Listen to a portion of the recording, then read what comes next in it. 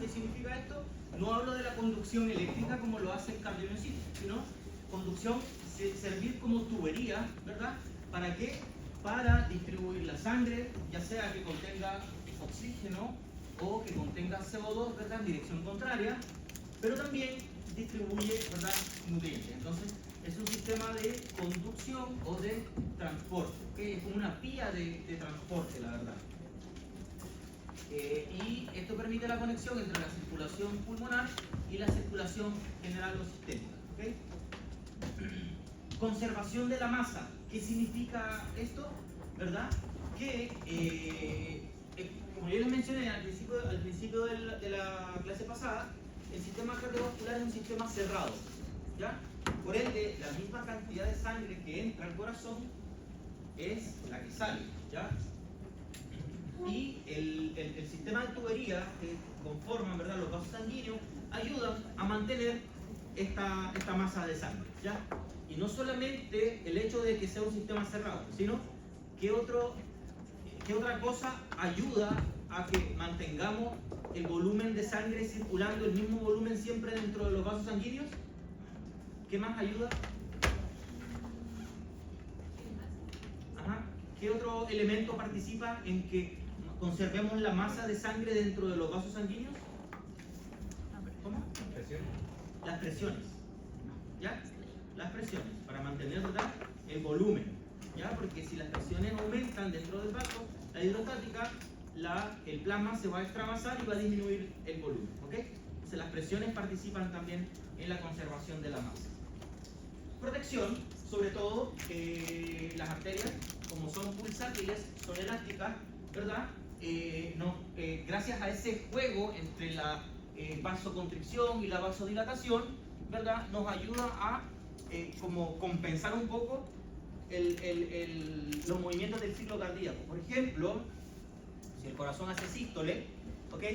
Cuando el corazón hace la sístole, ¿verdad?, el vaso sanguíneo es capaz de dilatarse. ¿Para qué? Para que al final del tejido la sangre no le llegue a alta presión, sino que vaya regulando un poco la presión con la cual sale la sangre del corazón, ¿ok? Entonces, el simple hecho de, ¿verdad?, jugar con la vasodilatación o el diámetro, ¿verdad?, del vaso, ayuda a mantener un poco la presión y el flujo de la sangre, ¿ya? Y por lo mismo también regula, ¿verdad?, ese flujo gracias a la contracción y a la dilatación, ¿ya? Y este juego, ¿verdad?, de vasoconstricción y vasodilatación se produce gracias a señales que están siendo sensadas en distintas partes del cuerpo, ¿ya? Por ejemplo, ¿quiénes se encargan de sensar estas señales? ¿Se acuerdan? Los quimioreceptores. Los quimioreceptores, pero también existen otros receptores, tipo, por ejemplo, varoreceptores, ¿ya? Mecanorreceptores. Al igual que en la función respiratoria, en el sistema cardiovascular existen sensores de compuestos químicos, sensores de presión arterial y sensores, ¿verdad?, de movimiento. Entonces, ¿cómo se regula ese diámetro entre la vasoconstricción y la vasodilatación? Es gracias a la acción de todos estos receptores, ¿verdad?, que se encuentran en distintos puntos del sistema cardiovascular. Por ejemplo, vemos este esquema, ¿verdad? Vemos los cuerpos carotídeos que se encuentran acá, ¿ok? Y vemos también el arco aórtico, ¿verdad?, que es esa estructura que está ahí, ¿ok? Y están plagadas de receptores, ¿ok? Por ejemplo, en los cuerpos carotídeos y en los cuerpos en el arco aórtico vamos a encontrar en ambos quimioreceptores, que están ahí, ¿ya? Quimioreceptores, que son esas estructuras como color amarillo, ¿verdad?, que van a estar sensando, ¿de qué se encargan? ¿Qué señales van a sensar los quimioreceptores? ¿Se acuerdan? Neumotáxico. No, presión no. ¿Quiénes sensan la presión? Los varoreceptores. Los varos, ¿ya? Recuerden, barómetro, varo es presión.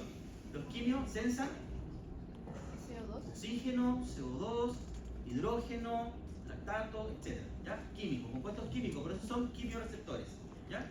Y los varoreceptores van a sensar presión, ¿ok? Entonces tenemos ahí, ¿verdad?, quimioreceptores en estas dos estructuras. ¿Por qué? ¿Por qué son en esa estructura? Porque es la salida de la sangre desde el corazón. Por ende, en solo la salida hay un peaje.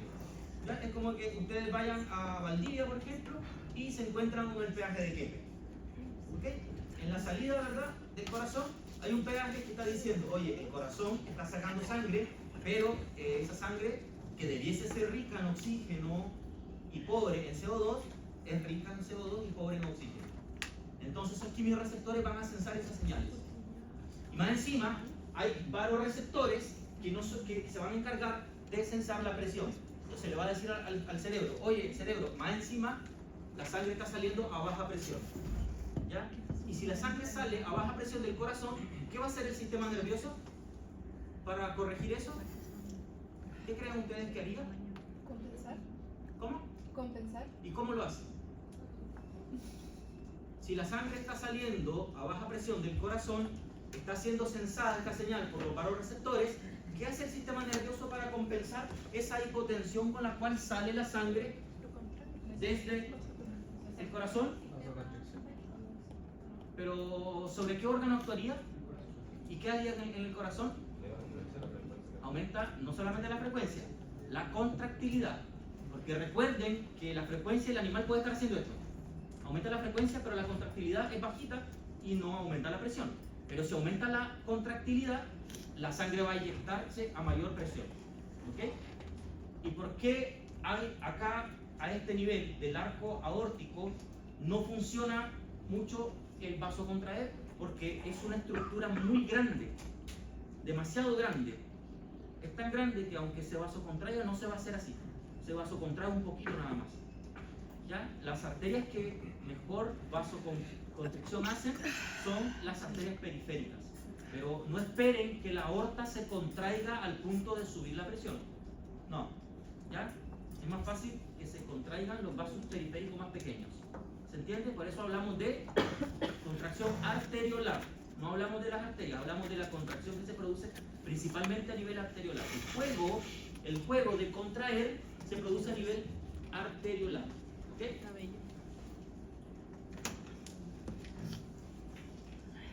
Veamos. Si disminuye la presión arterial, ¿ok? Ya, vamos a pensar ahora esto en una arteriola. ¿Ya? Tenemos un paciente, ¿verdad? Para no generar discordia, un marciano. Le tomamos la presión al marciano y ese marciano está hipotenso. ¿Ok? Hipotenso, disminución de la presión arterial. ¿Qué pasó? Hay una disminución en la actividad de los varoreceptores. ¿Por qué? Porque esos varoreceptores que están sensando señal de presión, como hay baja presión, el varoreceptor no le está llegando señal. Esto es como cuando está jugando, ¿verdad?, un partido de fútbol y el arquero está allá sentado porque nunca le llega la pelota.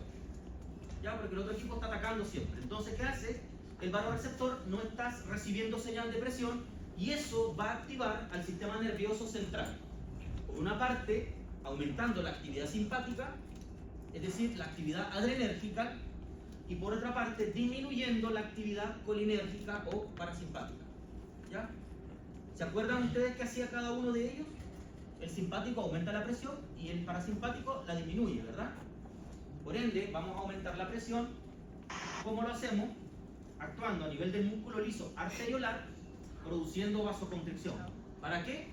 Para aumentar la resistencia de la pared, ¿verdad?, vascular total. Cuando hablamos de resistencia de la pared, se refiere a la fuerza o la presión o la resistencia, perdón, que ejerce la pared del vaso.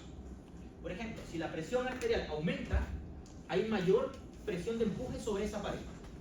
Pero si la presión arterial disminuye, hay menos fuerza sobre la pared, por ende la pared está teniendo menos resistencia. ¿Se entiende?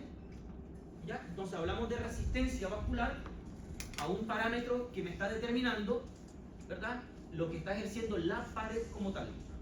La presión es la sangre y la resistencia es la pared. Además, le está diciendo el sistema nervioso simpático al miocardio, al músculo cardíaco, oye, aumentemos la contractilidad, porque no basta con solamente aumentar la frecuencia, necesitamos aumentar la contractilidad para que suba la presión, eyectando la sangre a mayor fuerza. ¿Ok? Que se reduzca, ¿ya?, el tiempo de la sístole, es decir, que no sea así, sino que sea más cortito, ¿ya? De manera que aumentamos la contractilidad, reducimos el tiempo de sístole, lo cual me va a aumentar la frecuencia cardíaca. ¿Se entiende? ¿Sí? Y más encima le vamos a decir al nodo sinusal o sinoatrial, bueno, el corazón en las fibras contráctiles que corresponden al 99% de las fibras del corazón está haciendo su pega, que sería contractilidad. Ahora, digámosle a la pilita, a la batería que se encarga de mejorar o de conducir, que también haga su pega. Y le decimos al nodo, oye, aumenta la frecuencia. Entonces, desde el punto de vista contráctil hay aumento de contractilidad y desde el punto de vista eléctrico hay aumento en los potenciales de acción. Y eso hace que aumente la frecuencia. Entonces, a toda costa estamos aumentando la resistencia periférica en los vasos sanguíneos y además estamos aumentando el gasto cardíaco. ¿Qué es el gasto cardíaco? Lo vamos a ver en la próxima clase, pero les adelanto. El gasto cardíaco es el volumen de sangre que pasa por el corazón en un minuto de tiempo. De manera que si el animal aumenta la contractilidad y aumenta la frecuencia, por ese corazón está pasando mayor cantidad de sangre en un minuto de tiempo. ¿Se entiende? Si el animal hace esto, fíjense, si el animal hace esto, disminución de la contractilidad y disminución de la frecuencia, hay poco volumen de sangre circulando en un minuto. Pero si el animal hace esto, hay mayor cantidad de sangre que circula en un minuto. ¿Ok? Y de ahí podemos jugar. Si el animal hace esto, ahí aumenta la contractilidad, pero la frecuencia es lenta, ahí disminuye la cantidad de sangre que está pasando. ¿Se entiende? O si el animal aumenta la frecuencia, pero la contractilidad es bajita, lo mismo. El volumen que pasa es poco, en un minuto. Si yo empiezo a contar cuánta sangre me sirve esa bomba de corazón para llenar un barril, lo más probable es que en un minuto llene el barril más rápido si hago esto. ¿Ok? Entonces, este es un mecanismo, ¿verdad?, de cómo funcionan los vasoreceptores. Ahora, cuando ya la presión aumentó, para no sobrepasarnos al otro extremo, se activa un feedback negativo. Un mecanismo de retroalimentación negativa que le va a decir ahora al corazón, oye, o los vasos, oye, ya sabes que yo te di la mano y me tomaste el codo, o sea, quiero subir la presión, pero te vas a ir al extremo de la hipertensión. Entonces bajemos la actividad del simpático. ¿Y cómo lo hacemos? Por una retroalimentación negativa. ¿Se entiende? Entonces ese juego de feedback positivo que es este, y el feedback negativo cuando nos estamos pasando al otro extremo, es lo que nos ayuda a nosotros acá a mantener siempre nuestra presión estable y a los animales también. ¿Ok? Y esto solamente guiándonos por la presión arterial, nada más. También existen, bueno, eso se produce, ¿verdad? Esa vasoconstricción, ya se los había explicado. Si se fijan en las arteriolas, tenemos receptores alfa 1 y tenemos alfa 2. A ver, cuando hablamos de receptores alfa y beta, si bien es cierto en las arteriolas hay alfa y beta, quiero que tengan claro que en las arterias o en los vasos sanguíneos predominan por escándalo los receptores alfa. ¿Ok? Predominan los receptores alfa. Y en el corazón predominan los receptores beta. ¿Ok? Eso quiero que lo tengan claro. Si ustedes se fijan en esta tabla resumen, ¿verdad?, los receptores alfa 1 y alfa 2 están en las arteriolas y en las venas. ¿Cuáles son los ligandos naturales o neurotransmisores del sistema nervioso, en este caso simpático, ¿verdad?, la noradrenalina, ¿ok?, que va a producir vasoconstricción. ¿Para qué? Para aumentar la presión arterial. ¿Ok? Y en el caso del corazón, cuando se activan los receptores beta, aumentamos la frecuencia cardíaca. Esto es solamente la vía adrenérgica. Es decir, el sistema nervioso, ¿simpático o parasimpático? Simpático, ¿verdad? La vía adrenérgica lo que busca es subir la presión y aumentar la frecuencia y la contractilidad. La vía colinérgica, que es la del sistema nervioso parasimpático, gracias a la acción de los receptores muscarínicos, lo que busca es disminuir la frecuencia, ¿ya? La conductibilidad, ¿ya? El impulso, por ende, ¿verdad? El sistema nervioso parasimpático lo que pretende es hacer el efecto contrario, el opuesto, ¿ya? Y el animal siempre está jugando con la acción simpática y parasimpática en distintas situaciones, ¿ya? Si es una gacela, ¿verdad? Y justo ve un puma, pensemos en un huemul, y ve un puma que lo está persiguiendo, obviamente este huemul va a activar su sistema nervioso simpático. ¿Y el puma? ¿Cuál va a activar? También el simpático, porque tiene que aumentar la frecuencia para impulsar mayor sangre, porque hay mayor demanda energética por el ejercicio que está haciendo, ¿verdad? Ahora, si el huemul logró escapar, ¿verdad?, del puma y llegó a un llano donde no ve ningún puma por ningún lado, se relaja, ahí empieza a actuar el sistema nervioso parasimpático, porque no le sirve por ejemplo, al huemul mientras duerme tener taquicardia, no le sirve para nada, ¿ok? ¿Ya? ¿Cuál es la diferencia entre los receptores alfa 1 y 2? Localización nada más. Todos actúan, ambos reciben noradrenalina y adrenalina. Simplemente localización. Y eso es lo difícil cuando vemos en farmacología, cuando algunos fármacos son, por ejemplo, agonistas específicos de alfa 1 y otros que son no específicos, que actúan sobre alfa 1 y alfa 2, y otros que son agonistas de alfa 2 y otros son antagonistas de alfa 1 y antagonistas de alfa 2. Y ahí empieza como a generarse un enredo, más encima aprenderse los nombres de los fármacos, que el atenolol, que el propanolol, que el valsartán, que el inalapril, que el nacetril, captopril.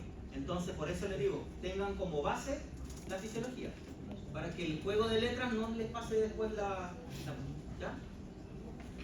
Por ahora tengamos claro, ¿verdad?, qué pasa cuando se activan de manera fisiológica estos receptores, porque los fármacos lo único que hacen es que modulan la actividad de los receptores. Un fármaco activa o inhibe a un receptor. Un fármaco no produce un efecto nuevo en el cuerpo, jamás. El fármaco lo único que hace es modular la actividad del receptor. Pero eso dejémoslo para farmacología. ¿Se entiende esto? ¿Sí? Bien.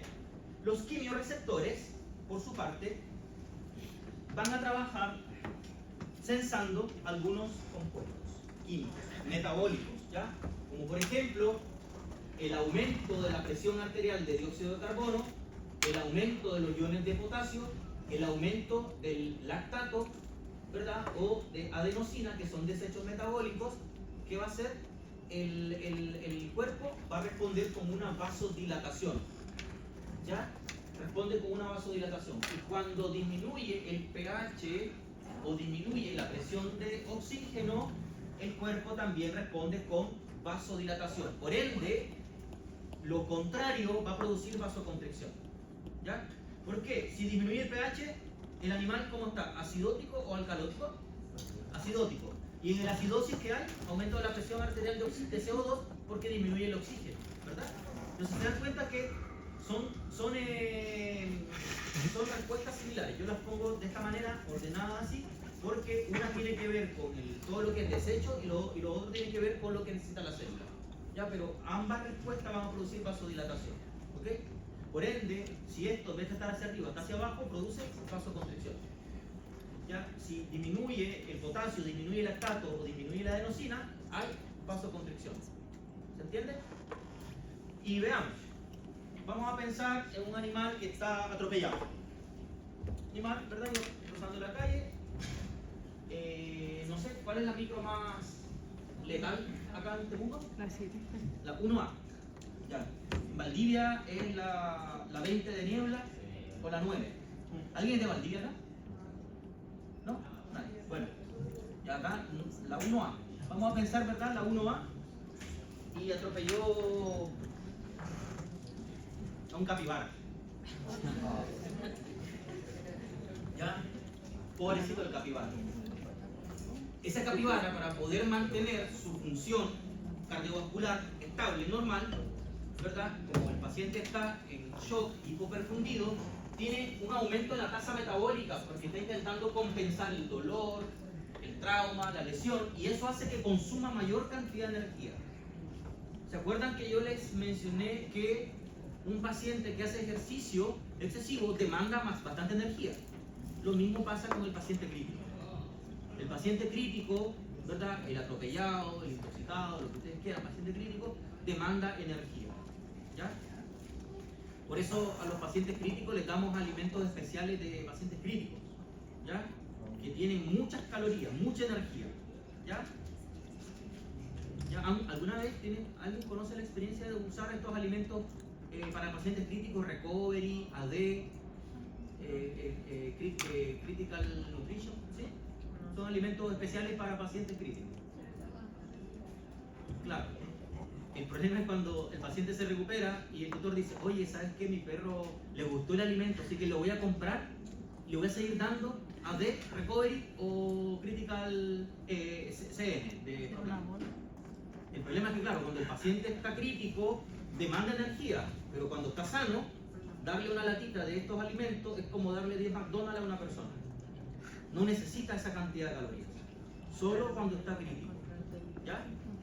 Para que lo incorporen también. Error gigante que se comete. Como aumenta el consumo de oxígeno, la demanda también va a estar aumentada, ¿ya? Porque es como la ley de demanda-consumo, consumo-demanda, ¿ya? ¿Y qué va a pasar?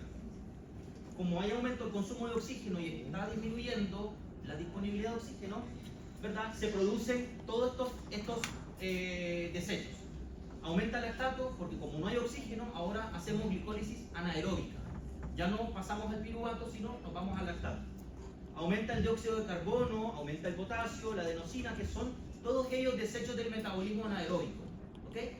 Y del metabolismo celular. Esto hace que disminuya la concentración de oxígeno. ¿Y qué hace el CO2? Cuando aumenta, produce vasodilatación, ¿ok? Esa vasodilatación va a generar una serie de fenómenos o de efectos a nivel arteriolar. Disminuye la resistencia porque si hay vasodilatación hay menos resistencia en las paredes. Disminuye el tono de los esfínteres precapilares, son estructuras mucho más pequeñitas, ¿verdad? Y los capilares abiertos aumentan intentando transportar oxígeno a nivel alveolar. ¿Y qué va a pasar? Va a aumentar la superficie de los capilares, ¿verdad? Aumenta la superficie del capilar y disminuye la distancia que hay o el grosor del capilar. ¿Para qué? Para intentar intercambiar rápidamente el oxígeno. ¿Ok? ¿Se entiende? Es lo mismo que pasa a nivel pulmonar, pero esto lo hace a nivel capilar. Si disminuye la resistencia por vasodilatación, el vaso que es así ahora de ancho está pasando mayor cantidad de sangre, por ende aumenta el flujo de sangre, ¿ya? Y luego hay un feedback negativo que intenta compensar esta vasodilatación y pasarla a un estado de vasoconstricción. Pero todo eso se desencadena gracias a la acción de la señal producida por estos desechos metabólicos, ¿ok? Por ende, si el animal tiene aumento de la presión arterial del CO2, va a producir vasodilatación. Pero si el CO2 se estabiliza y el oxígeno sube, ahora vamos a tener vasoconstricción para no llevarlo al estado de alcalosis, que es el estado contrario. ¿Y eso cómo lo hace? Siempre el feedback negativo o retroalimentación negativa. Recuerden, todo lo que inhibe es un feedback negativo y todo lo que aumenta o estimula es un feedback positivo. ¿Ok? Pero había unas preguntas en la prueba, ¿verdad?, asociadas a esto. ¿Ya? Ahora, esta fórmula la vamos se la voy a dejar ahí. Se la voy a dejar ahí, que básicamente es dióxido de carbono más agua, tenemos ácido carbónico y se disocia en bicarbonato más hidrógeno. Cuando veamos renal, vamos a entender muy bien esta fórmula y el por qué, porque yo creo que tiene mayor importancia a nivel renal y respiratorio, ¿ya? Gracias a la actividad de unas enzimas que se llaman anhidrasa carbónica. Pero ese es el juego metabólico, cómo se produce el hidrógeno, cómo se produce el dióxido de carbono, etc. Y estas flechitas bidireccionales porque la reacción, ¿verdad?, es una reacción bidireccional. Les muestro acá los parámetros normales en perros y en gatos, ¿ya? No tengo los parámetros normales en animales mayores porque se hace muy poco, pero sí es de mucha frecuencia. Ustedes vean, por ejemplo, qué pasa, ¿verdad?, con el pH fisiológico en perros y en gatos en el extremo arterial y el extremo venoso, ¿ya? Y ahí tiene, por ejemplo, la presión arterial de dióxido de carbono normal en el extremo arterial y en el extremo venoso en perros y en gatos. Lo mismo con el oxígeno, el bicarbonato, y estos parámetros los vamos a ver más en internado cuando ya estemos profundizando en emergencias. Ahí vamos a ver déficit de base, anion-gap, cómo calcularlo y la importancia clínica que tiene. Ya, ya llegarán al punto donde vamos a ver urgencia, eso lo ven conmigo y vamos a trabajar con esto. Pero solamente les muestro, ¿verdad?, para que tengan en consideración que existen rangos específicos por especie de cada uno de estos parámetros. ¿Ya? Obviamente, si el pH está sobre 0,45 en una muestra arterial, el paciente está con alcalosis. O si el pH está bajo 7,35 en una muestra arterial, el paciente tiene acidosis. ¿Ok? Entonces, existen esos parámetros. ¿Qué hacen estos mediadores químicos o metabólicos? Ahí los tienen. El oxígeno, ¿qué va a producir? Vasoconstricción. El dióxido de carbono, ¿qué va a producir? Vasodilatación. ¿Ok? Y ahí tienen, ¿verdad?, todo lo que produce vasodilatación. Dióxido de carbono, potasio, adenosina, lactato o ácido láctico, es lo mismo que les mostré acá. ¿Ok? ¿Ya? Y ahí tienen, básicamente, ¿ok?, cada uno de estos desechos metabólicos y cómo se producen. Cómo se producen, ¿ya?, y lo que van a generar en el cuerpo. ¿Ok? De manera que si ustedes están viendo un caso clínico y revisan un panel como este y se fijan que el paciente tiene hipercapnia, es decir, aumento de la presión de CO2 y además hipoxemia, disminución en la presión de oxígeno, lo más probable es que ese paciente esté vasodilatado. Por ende, ¿cómo va a estar la presión? ¿Aumentada o disminuida? Disminuida. ¿Ok? Ese paciente va a estar hipotenso. ¿Y cómo corrijo eso? Bueno, le aporto oxígeno, pero también le aporto fármacos que ayuden a vasocontraer para subir la presión. Y además, fluidoterapia para mantener el volumen. ¿Ya? Pero eso se lo estoy mencionando ahora como un adelantito nada más para lo que vamos a ver en su momento en farmacología. ¿Se entiende? ¿Ya? Lo mismo pasa con algunas señales que producen, por ejemplo, las células endoteliales. Produce una hormona que se llama endotelina, que es vasoconstrictora. Pero también las mismas células endoteliales van a producir el óxido nítrico. El óxido nítrico, no sé si los había mencionado, pero el óxido nítrico es el compuesto vasodilatador más potente que produce el cuerpo. ¿Ya? Es el vasodilatador más potente que existe en el mundo mundial. ¿Ya? El óxido nítrico. Y luego tenemos otros compuestos, por ejemplo el tromboxano, el vasoconstrictor, las prostaglandinas, ya la histamina y la radicinina son vasodilatadores. ¿Por qué? Porque estos participan en la respuesta, por ejemplo, de hipersensibilidad. No sé si ya vieron hipersensibilidad en inmuno. No. Ya. Ok. Los mastocitos van a liberar histamina y la histamina lo que hace es que separa las células endoteliales produciendo vasodilatación. Y por eso, cuando ustedes tienen alergia, se inflama la zona que está con alergia. ¿Por qué? Porque como hay vasodilatación, se extravasa el plasma, hay mayor presión hidrostática, se extravasa y se acumula líquido fuera del vaso. Y eso genera un edema. ¿Ya? La histamina, ¿verdad?, es un compuesto vasodilatador. Los medicamentos antihistamínicos, como la clorfenamina, ¿verdad?, disminuyen la liberación de histamina por mastocitos y eso hace que se reduzca la inflamación. ¿Se entiende? ¿Ya? Pero son compuestos que son vasodilatadores y vasoconstrictores. A lo que yo quiero que ustedes entiendan es que el juego entre vasoconstricción y vasodilatación no depende de un solo sistema. No depende solo del sistema nervioso simpático y parasimpático. También depende de señales como la presión arterial y también depende de señales como algunos químicos, ¿ya? Desechos metabólicos. Existe además en el corazón un receptor muy particular es el receptor auricular de volumen. ¿Ya? Este receptor se identificó ya hace algunos años, ¿ya? Y sabemos que pacientes, por ejemplo, ya, no sé, el profesor de fisiología iba bajando por ahí y alguien dijo, ¿sabes qué?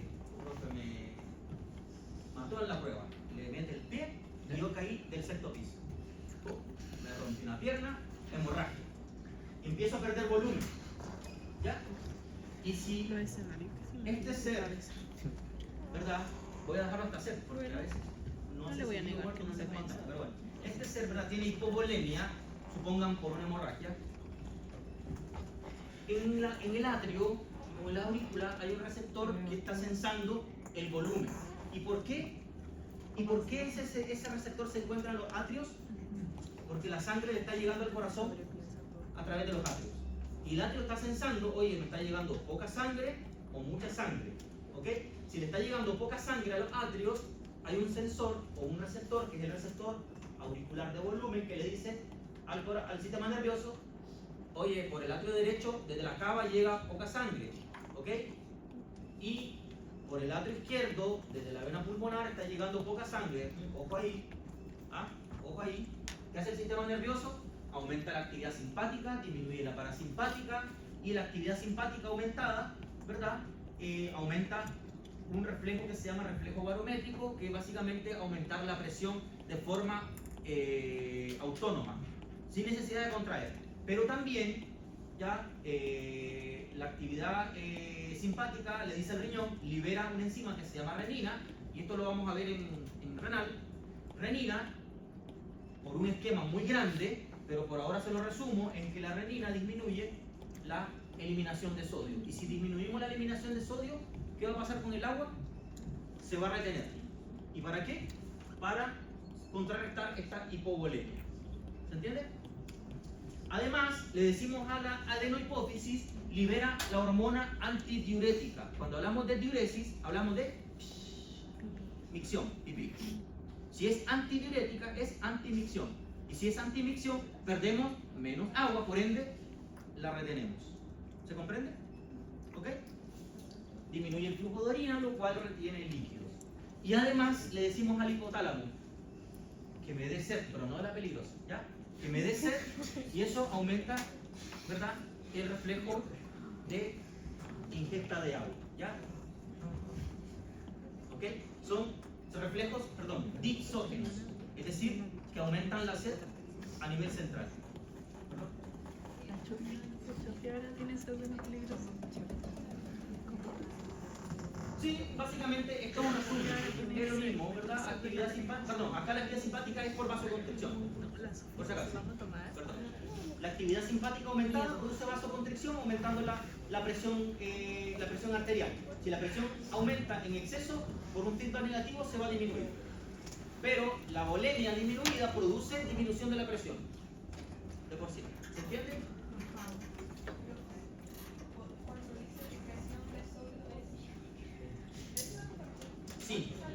Sí, cuando dice que disminuye la excreción de sodio, ¿verdad? La renina lo que hace es que al final del camino, de un tremendo esquema que es muy entretenido, ya lo van a ver en renal, la renina lo que hace es que a la larga retiene el sodio en el cuerpo, en las células tubulares renales, y ese sodio va a pasar a la sangre reteniendo agua en la sangre. Y de esa manera aumentamos la volemia. Porque cuando disminuye la volemia, disminuye la presión arterial. ¿Ya?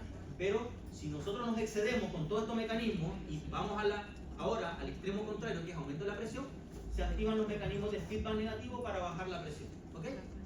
Y si hay mucho volumen, ¿qué hacemos?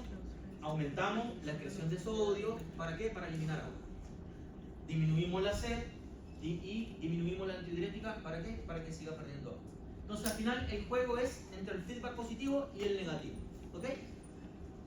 Lo importante es conocer qué es lo que sucede, los mecanismos, cómo se producen todos estos fenómenos. Yo sé que hay mucha información, pero me interesa saber si es que están entendiendo lo que yo voy explicando. ¿Se va entendiendo? Ya.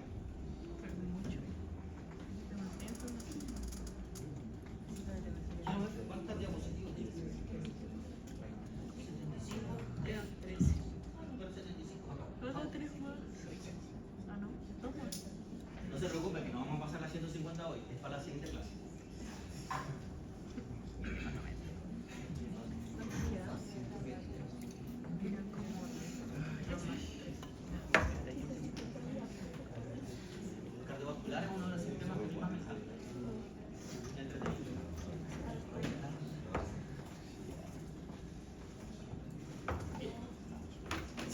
el índice BAQ? Sí. ¿Ya? ¿Verdad? BA es ventilación alveolar y Q, perfusión. Q, perfusión, depende de qué, del flujo sanguíneo. ¿Ok? ¿Se acuerdan ustedes que el flujo, esa esquemita, ¿verdad? Del flujo es la presión de perfusión. ¿Ok? Entonces hablamos de flujo sanguíneo como una letra, la representamos con la letra Q. ¿Verdad? Y es la cantidad de sangre que circula, ¿verdad? De un punto A a un punto B a una velocidad estándar. ¿Ok? Y esa velocidad puede ser dada en ml segundos o ml minutos. Todo esto que yo les estoy mostrando, si ustedes tienen un paciente y le colocan un ecógrafo en modo Doppler espectral, lo podemos calcular. ¿Ok? Entonces la idea es que cuando tengamos el práctico, el segundo práctico de cardiovascular, porque el primero es de electrocardiograma, el segundo es que veamos todos los parámetros hemodinámicos, ¿ya? Por flujo, por velocidad y comprendamos todo lo que estamos viendo ahora. Ustedes pueden traer sus mascotas y lo podemos hacer con sus mascotas. Este flujo, ¿de qué depende? Depende de la diferencia de presión que hay en ambos extremos, ¿ok? De la presión de entrada y la presión de salida, ¿ya? De eso va a depender el flujo que va del punto A al punto B. Depende de la resistencia vascular. Si hay mucha resistencia, ¿y eso en qué situación hay mucha resistencia? Cuando hay vasoconstricción. O si hay poca resistencia, cuando hay vasodilatación. ¿Ya? Entonces, ¿qué es la resistencia vascular? Es la fuerza que se opone al flujo de sangre. Por ende, ¿quién la determina? La pared del vaso. Lo vaya a traer. ¿Ok? Creo que sí.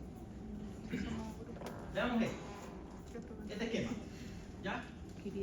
El primer parámetro, que es la diferencia de presión, me está diciendo la diferencia de presión que hay en el punto de entrada y en el punto de salida. ¿Ok? Si yo tomo un pedacito de vaso y obviamente estoy midiendo la hemodinamia en ese pedacito de vaso. Y la resistencia es la fuerza que se opone al flujo. ¿Y quién aporta esa resistencia o esa fuerza? La pared del vaso. ¿Ok? Que son las flechas. Estas flechas verdes nos están simulando, por si acaso, no es la presión hidrostática del intersticio, ni tampoco es la presión oncótica de capilar. Ahora lo que estoy representando es la fuerza que se opone al flujo que está dada por la pared. ¿Ok? Si esa pared es delgadita, ¿ustedes creen que va a tener mucha fuerza? No. Si esa pared es gruesa, ¿va a tener mucha fuerza? Mucha fuerza. Cuando el paciente vasodilata, ¿ya? La vasodilatación implica, no es que tenga más células endoteliales, las células se estiran y eso hace que se vuelva más delgada la pared. Es como un globo, básicamente. Se estira y se hace más delgada la pared. Pero si ese vaso se contrae, ¿qué hace la pared? Se va a poner más gruesa. ¿Ok? Entonces, cuando hablamos de dilatación, es el aumento del tamaño, pero no el número de células. Por ende, ¿verdad? El flujo, ¿cómo se calcula el flujo? La diferencia de presión partida en la resistencia. Y acá hay algo que quiero que tengamos claro. Dice, el diámetro vascular es indirectamente proporcional. Usaré este y este. ¿Ya? Es indirectamente proporcional ¿a quién? A la resistencia. ¿Qué quiere decir esto? Otro punto clave que necesito que lo manejen. Voy a encender la luz. Perdón. Ay, pues sí.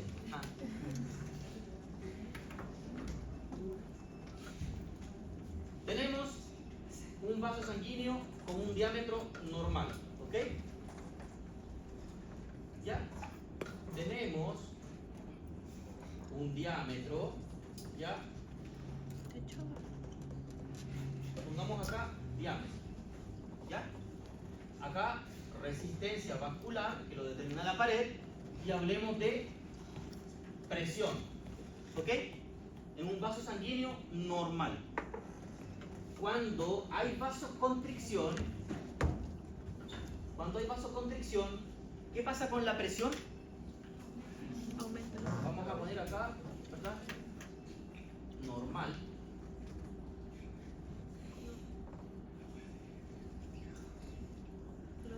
Vamos a poner acá,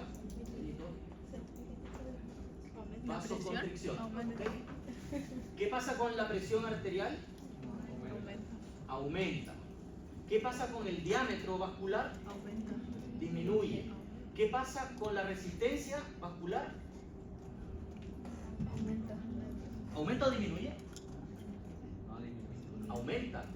Porque como hay vasoconstricción, hay mayor fuerza de oposición al flujo. La manguera finita. ¿Verdad? Entonces, ¿qué quiere decir esto? Esta frase que está acá te está diciendo que el diámetro vascular es ¿cómo se llama? Indirectamente proporcional ¿a quién? A la resistencia, porque si disminuye el diámetro, aumenta la resistencia. Y vendría siendo el diámetro vascular también indirectamente proporcional a la presión, porque si disminuye el diámetro, aumenta la presión. ¿Ok? ¿Se entiende? Por su parte, cuando hay vasodilatación, ¿ya? Cuando hay vasodilatación, ¿qué pasa con el diámetro vascular? Aumenta. ¿Qué pasa con la presión arterial? Disminuye. ¿Y qué pasa con la resistencia vascular? Disminuye. ¿Ya? Entonces, eso incorpórenlo. Porque esos términos de resistencia, de diámetro y de presión los van a manejar de acá en adelante hasta el último suspiro de sus vidas. Cuando intercambien el último milímetro de mercurio de oxígeno con CO2 en este mundo. Claro. ¿Permiso? No, de la cabeza. ¿Se entiende? Ok.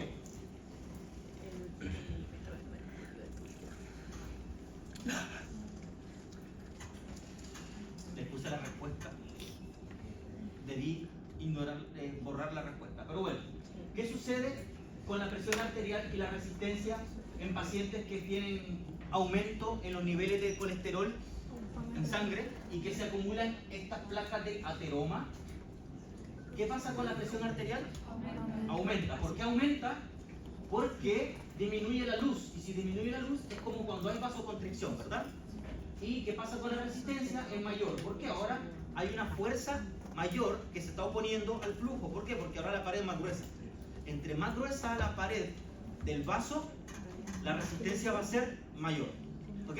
Y entre más delgada la pared del vaso, la resistencia es menor. ¿Se entiende? Entonces, ¿qué sucede en este paciente, verdad? Aumenta la resistencia y aumenta la presión arterial. Por eso, ¿verdad? La hipercolesterolemia o el aumento de los triglicéridos son factores de riesgo para la hipertensión arterial. ¿Ok?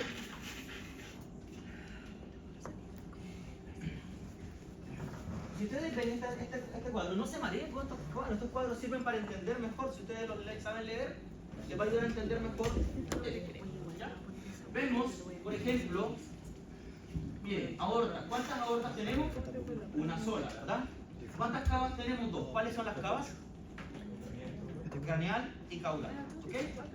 Y luego tenemos un número de pequeñas arterias y pequeñas venas, vénulas y arteriolas y capilares. ¿Por qué? Porque la ramificación es exponencial. ¿Ok? Se multiplican, ¿ya? Muchísimo. Ahora, veamos el diámetro. Miren la aorta, comparemos el diámetro de la aorta con una arteriola. El diámetro de la aorta 20 milímetros versus, ¿verdad? Pensando en un perro de 30 kilos, ¿ya? Ejemplo, ¿ok? Y veamos el diámetro de una arteriola, 0,03 milímetros. El área transversal, obviamente, ¿verdad? En centímetros cuadrados, ¿verdad? Va a ser menor en una aorta. ¿Por qué? Pero en términos proporcionales. ¿Por qué? Porque la pared es más gruesa. ¿Ok? Reduce el área transversal. La longitud, quiero que veamos eso. Que me interesa que comparemos el diámetro con el flujo, la velocidad del flujo y la presión. Miren, la aorta tiene mayor velocidad que una arteriola. Y la presión en la aorta es mucho mayor que en una arteriola. ¿Por qué? Porque ¿de qué depende la velocidad del flujo y la presión? Depende del diámetro y también depende de la resistencia o el grosor de la pared. ¿Ok? Por ende, la aorta, obviamente, si pudiésemos palpar la aorta, sería hermoso palpar el pulso aórtico, pero no lo podemos palpar. Nos quedamos con el pulso femoral o el pulso metatarsiano. Entre más alejado del corazón esté el vaso sanguíneo, en este caso la arteria o arteriola, va a ser menor la capacidad para sentir el pulso. Es cuestión que ustedes palpen el pulso femoral en un perrito y van a sentir el pulso de maravilla. Después intenten palpar el pulso metatarsiano más hacia distal, no van a sentir la misma fuerza, pero se puede palpar. ¿Ok? ¿Qué pasa con la presión, verdad? En distintos vasos, ahí está. La presión arterial, por ejemplo, en la aorta, vean, está por ahí, que es más o menos 98 milímetros de mercurio. Pero, ¿qué pasa en las arteriolas? Empieza a disminuir y en capilares disminuye. Y miren qué pasa en vénulas y en venas y en la cava. Es menor. ¿Por qué en las venas y vénulas es menor la presión si tienen diámetros similares? Por la capa muscular que tiene las arterias y no la tiene, o sea, que es menor en las venas, ¿ok? Por eso las arterias son pulsátiles, por eso tienen mayor presión. ¿Se entiende? Entonces, independientemente del diámetro, lo más importante es la resistencia, es decir, el grosor de la pared. ¿Se entiende? ¿Ya? Algo similar vemos acá en este esquema, ¿verdad? Cómo es la velocidad del flujo, ¿ya? En las arterias grandes es mayor la velocidad versus en las venas grandes, ¿ya? Porque aquí le sumamos el componente pulsatilidad, ¿ya? Pulsatilidad que aumenta el flujo. No es lo mismo que una válvula en el interior esté empujando la sangre a que esté haciendo esto, el vaso, ¿ok? Porque eso empuja a mayor velocidad versus una válvula en el interior. Miren este recuadro, es súper interesante cómo la presión sanguínea la presión de la sangre en distintos vasos se va disminuyendo en la medida que se van alejando del corazón. ¿Ya? Vean, la sangre, ¿verdad?, que entra al atrio izquierdo por la vena pulmonar, ¿verdad? Después pasa la mitral, ¿ok?, o bicúspide hacia el ventrículo izquierdo. Luego sale por la aorta y en la medida que se va alejando y se va convirtiendo en una arteriola, ¿qué pasa con la presión? Va disminuyendo. ¿Ok? Luego entra por la cava al atrio derecho, pasa la tricúspide al ventrículo derecho y luego arterias pulmonares, ¿verdad? Y que en la medida que se va alejando del corazón, la presión va disminuyendo. ¿Ok? Por eso les digo, si nosotros fuésemos capaces, por ejemplo, esta es la presión que es sensible al pulso. Si yo fuese capaz de palpar, ¿verdad?, el pulso de la aorta, sentiríamos eso, ¿ok?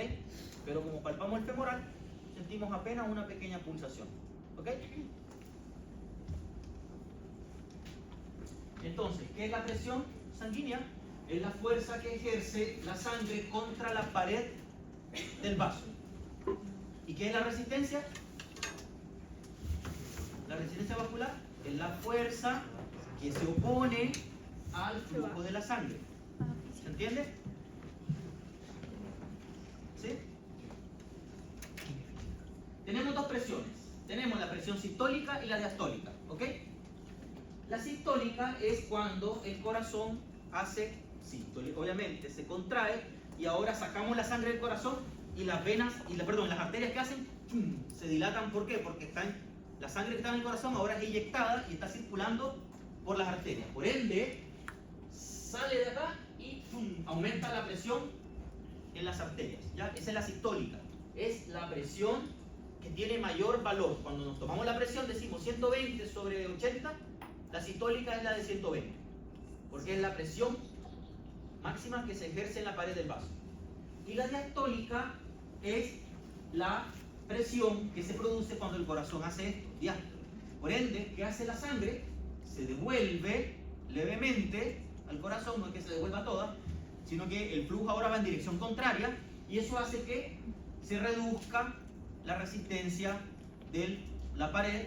Por ende, vamos a tener la presión diastólica es la presión de menor valor. Si tengo 120 sobre 80, la diastólica es la de 80. ¿Ok? ¿Se entiende? Bien.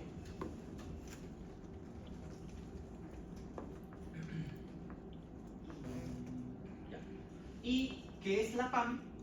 La presión arterial media. La presión arterial media no es un promedio de la diastólica con la sistólica, por si acaso. ¿Ya? La presión arterial media es un parámetro que está apenas por encima de la diastólica. ¿Ya? Y vamos a hacer otro ejercicio para entender esto. Tercer punto clave que necesito que manejen, pero a la perfección. ¿Ya? El primero era alfa, beta, constricción, dilatación, ¿verdad? Segundo punto clave tenía que ver con lo que borré recién, ¿verdad? Resistencia, presión, diámetro. Tercer punto clave, las presiones. Díganme dos valores de los que ustedes elijan, presión sistólica y diastólica. Cualquiera. Lancen preguntas. 140 sobre 115. Ok. Esta sería la sistólica y esta sería la diastólica. ¿Ok? Estamos bien, ¿verdad? La PAM, ¿cómo calculamos la PAM? Esta es la fórmula que dice la sistólica más 2 veces la diastólica partido en 3. Hay una forma muy simple de calcular. Si yo estoy graficando las presiones, si yo voy a graficar la presión, ¿verdad? Vamos a poner acá 0, 50, 100, 150. ¿En qué punto estaría la sistólica? Está como por acá, 140, ¿verdad? Sistólica. ¿En qué punto está la diastólica? 115 está como por acá, diastólica. ¿Ok? Por ende, ¿cómo va a ser mi flujo de las presiones? Va a ser así más o menos. ¿Verdad? En el tiempo. ¿Se entiende? Sistólica, diastólica, sistólica, diastólica, sistólica, diastólica. ¿Cómo calculo la PAM? La PAM, la forma simple es tomar la sistólica y le resto la diastólica. 115. 140 menos 115 me va a dar, ¿cuánto? 25, ¿verdad? 25. ¿Qué significa ese 25? Es esta diferencia de acá, ¿verdad? Esa diferencia que hay entre la sistólica y la diastólica se conoce como presión de pulso. ¿Qué quiere decir eso? Cuando yo le palpo la femoral, por ejemplo, a un animal, o la coxigia a una vaca, yo lo que estoy palpando es la presión de pulso. ¿Ya? Y esa presión de pulso es la diferencia que hay entre la sistólica y la diastólica. ¿Ok? Esa es la presión de pulso. Ahora, ¿cómo calculo la PAM? Es muy simple. Agarro mi presión de pulso, que es 25, ¿ya? Presión de pulso es 25, y la divido en 3. ¿Ya? Y eso me va a dar 8, y algo, ¿verdad? Digamos que da 8. Esto me va a dar 8. Y ese valor 8 se lo voy a sumar a la presión de menor valor, que es la diastólica. ¿Ya? ¿Qué significa? Que si mi paciente tiene 140 de sistólica por 115 de diastólica, ¿cuánto tendría de PAM? 123 de PAM. ¿Se entiende? ¿Se va comprendiendo lo que explico? ¿Alguien no lo entiende? ¿Lo puedo explicar de nuevo? La PAM, ahora les digo, ¿ya? La PAM, la presión arterial media, es un valor que está por debajo de la sistólica, pero apenas sobre la diastólica. Si se fijan, si yo sacara un promedio, no sería 123, ¿verdad? Sería un valor mayor a 123, porque 25 entre 2 es 12,5, significa que mi presión promedio sería 127,5. Pero en realidad la PAM es la presión de pulso partido en 3 y se lo sumamos a la diastólica. ¿Ya? Entonces, ¿para qué me sirve esto? Uno, la PAM es un parámetro clínico que lo vamos a usar siempre. Nosotros vamos a tomar decisiones en base a la PAM. ¿Ok? Cuando un paciente tiene una PAM baja o alta, yo puedo tomar decisiones y dar un antihipertensivo o dar un fármaco que ayude a subir la presión. Lo otro me ayuda a entender qué pasa en el cerebro con los valores de la PAM, que eso lo vamos a ver en fisiopato. ¿Y para qué me sirve saber calcular eso? Porque ustedes pueden comprar un equipo para medir la presión. Pero los equipos más económicos, que normalmente los compramos al principio cuando estamos ejerciendo, los equipos más económicos solamente me entregan la sistólica y la diastólica. ¿Ya? Si yo quiero un equipo que me entregue la PAM, la diferencia es como de entre 500.000 pesos y 1.000.000 de pesos. Pero si yo me compro uno barato que me entrega sistólica y diastólica, yo la PAM la puedo calcular de esa forma muy simple. ¿Ok? Y no hay error, porque el equipo lo que hace es que hace por una fórmula matemática integrada en su algoritmo, te la calcula. Pero tú la puedes calcular. ¿Se comprende? Entonces, la presión de pulso, que es lo que yo palpo en el pulso, es la diferencia entre la sistólica y la diastólica, nada más. Y esa presión de pulso la divido en 3 y ese valor se lo sumo a la de valor más bajito para que me quede como entre medio, para que lo tengan claro. Si se la suma a la del valor alto, me va a quedar por encima, tiene que quedar entre medio, ¿ok? Por eso se la sumo a la de menor valor. ¿Se entiende? Entonces, ¿verdad? Para que no se aprendan esa tremenda fórmula, yo al menos lo hago de esa manera. Es muy simple, es muy fácil. Y es algo que lo hacemos en clínica diaria, por si acaso. Profe, la de menor valor, porque será la diastólica. La de menor valor es la diastólica. ¿Cómo? La de menor valor es la diastólica. Sí. De esa es la que se suma el resultado. 1/3 de la presión de pulso. Sí.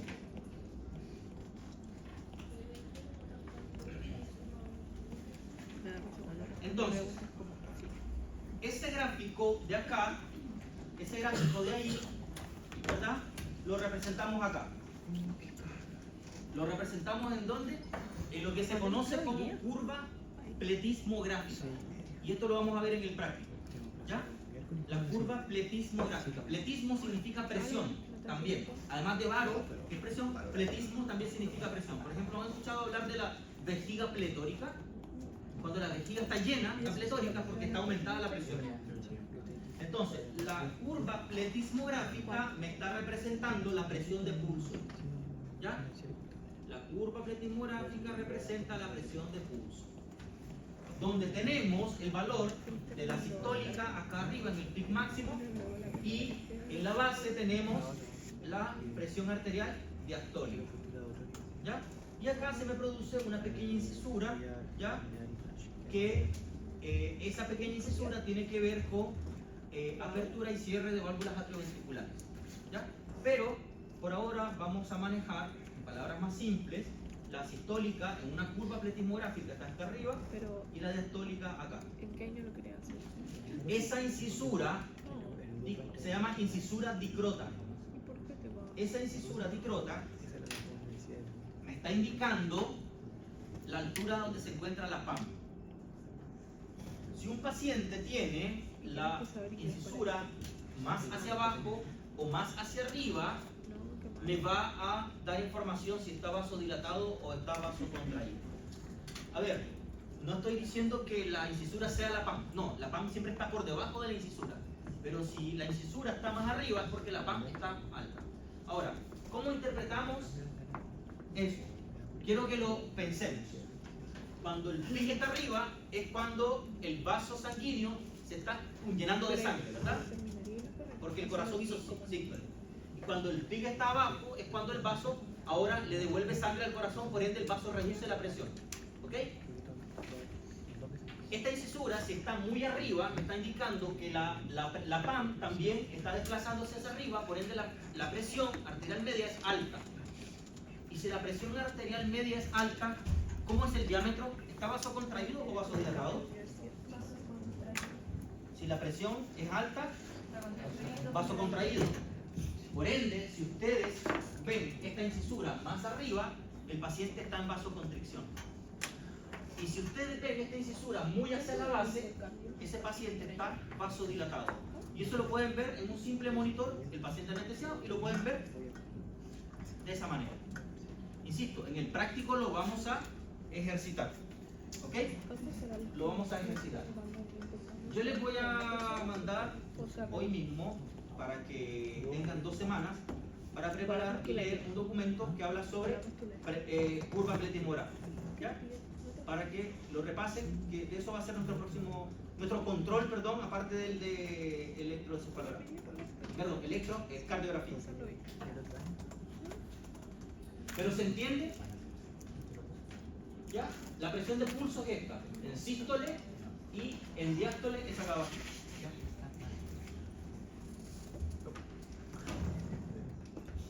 ¿Dónde tomamos la presión? La podemos tomar, ¿verdad? En la coxígea, metatarsiano, braquial. Generalmente en animales menores tomamos la presión en la braquial, por si acaso. ¿Ya? A veces la podemos tomar en la metatarsiana. ¿Ya? No nos sirve las otras dos. ¿Ya? Siempre tomamos acá. ¿Cómo podemos tomar la presión? La tomamos con un tensiómetro o un oscilómetro, como estos equipos, un Santec o un PETMA. ¿Ya? Vamos a hacer esos ejercicios en el práctico, por si acaso. Y las variaciones de la presión arterial pueden ser pacientes normotensos, si la presión es normal, pacientes hipotensos o pacientes hipertensos. ¿Ok?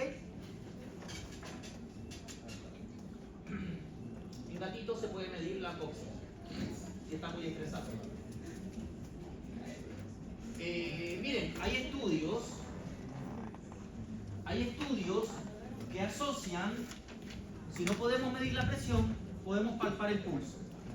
¿Ya? Y hay estudios que han asociado, por ejemplo,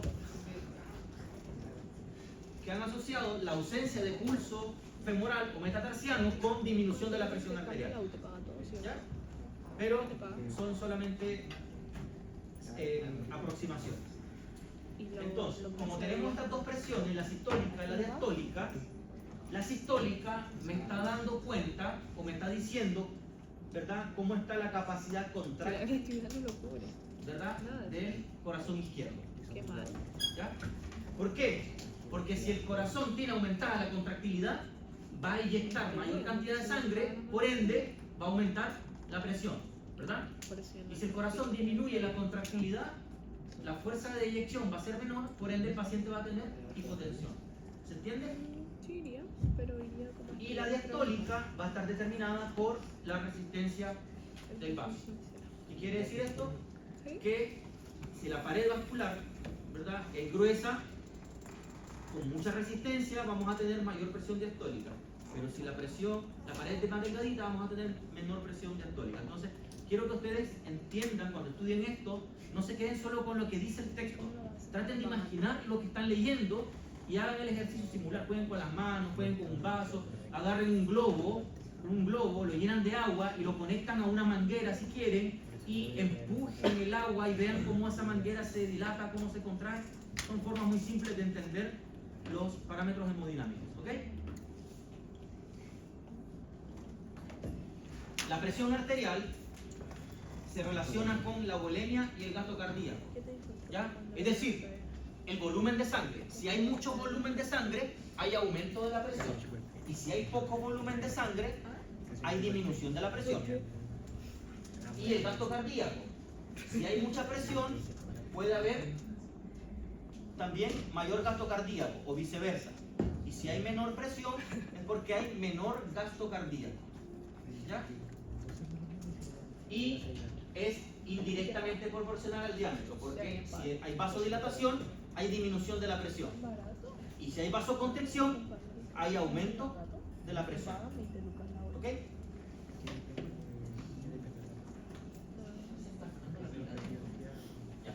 ¿Cómo se regula la presión arterial? Bueno, ya hemos visto ¿verdad?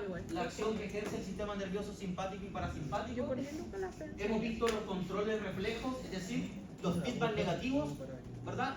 Que lo mostré en cada uno de los esquemas.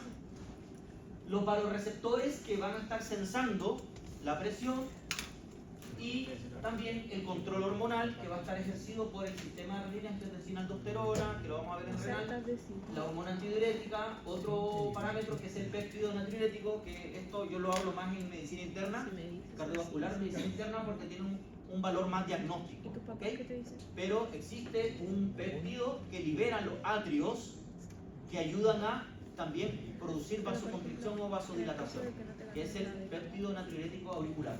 Pero tiene, como les digo, un valor más desde el punto de vista diagnóstico. Entonces, lo detallo muy bien en medicina interna. El pulso, yo les había mencionado, ¿verdad?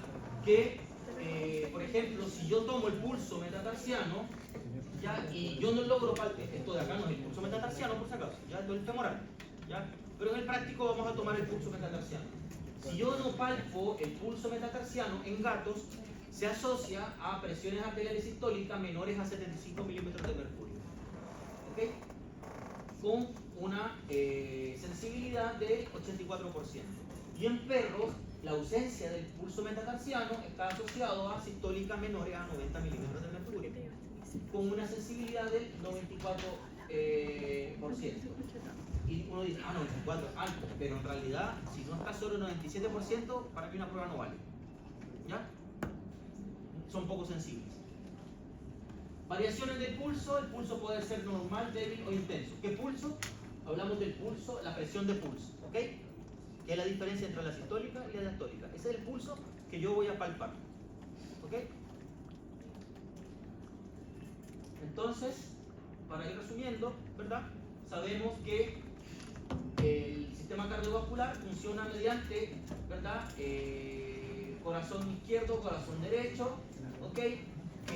Uno recibe la sangre venosa y el otro entrega la sangre oxigenada o arterial. Existe una circulación menor que va hacia los pulmones y una circulación mayor que lleva sangre al cerebro, al órgano, todo el cuerpo. ¿Ya? ¿Ya? En los pulmones, ¿verdad? Se produce el intercambio de gases, la sangre regresa oxigenada a través de la vena pulmonar al lado izquierdo, pasa a la mitral, al ventrículo izquierdo, después la válvula aórtica se abre para sacar la sangre por la aorta, se lleva a los tejidos, se utiliza el oxígeno y se entrega el CO2 y vuelve por la cava, ingresa al atrio derecho, la sangre desoxigenada del atrio derecho al ventrículo derecho pasa por la tricúspide y después se abre la válvula pulmonar y a través de la arteria pulmonar la sangre desoxigenada es llevada a los pulmones para el intercambio de gases. Ese es el vida y muerte del oxígeno y el CO2. ¿Okay? Y este esquema resume, ¿verdad?, lo que hemos venido viendo hasta el momento, que tiene que ver un poco entre intercambio de gases y utilización de oxígeno y CO2. Entonces, si nosotros nos damos cuenta, cardiovascular y respiratorio van muy de la mano. Va muy de la mano por las funciones que ejercen, por los mecanismos de regulación, mecanismos de compensación, por la inervación, ¿ya? Y después, cuando vean sistema nervioso, se van a dar cuenta que está todo ligado. Y cuando vean renal, se van a dar cuenta que está todo ligado también. Y cuando vean endocrino, también está todo ligado. Porque el animal no anda caminando por acá, el sistema cardiovascular, y el respiratorio va por allá. El animal camina con todos sus órganos y todos están funcionando a la vez y son dependientes unos de otros. ¿Ok? ¿Qué vamos a ver en nuestra próxima clase? Vamos a hablar de lleno sobre el corazón como bomba. ¿Ya? Este esquema, pero vamos a hablar de... vamos a empezar a incorporar más gráficos para entender mejor ahora al corazón como bomba. Y vamos a comparar la función mecánica con la función eléctrica y las presiones dentro del corazón. ¿Ok? Así que